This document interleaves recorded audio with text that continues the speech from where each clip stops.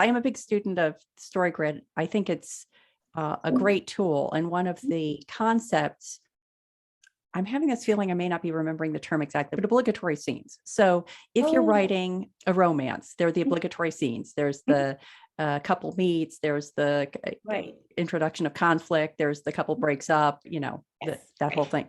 So the theory of the StoryGrid is that if you're writing that genre and you don't have an obligatory scene, the reader is going to be disappointed, because if you don't have the first kiss, let's say, as a conventional component of a romance, then the reader is going to think, what's the deal?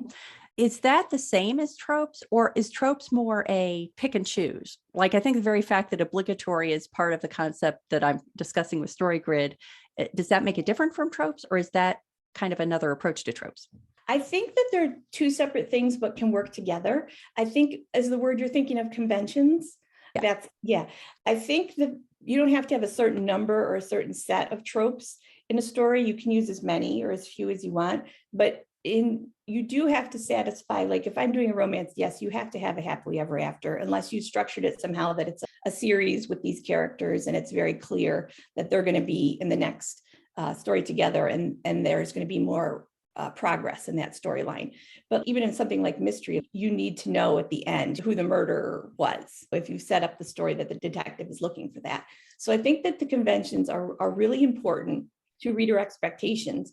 I think our job is somewhat similar with tropes in that we want to surprise them and keep them guessing along the way of how that we're going to get to that endpoint.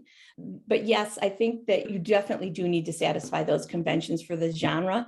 If you're publishing genre fiction and you don't want to get like a ton of negative reviews, because if you do a romance and you don't have them end in a happily ever after, it isn't by definition a romance. And the same thing, like I said, for mystery, I think particularly, I would be really annoyed if I went through a whole mystery book, and I love mysteries, and at the end was like, I don't know who did it.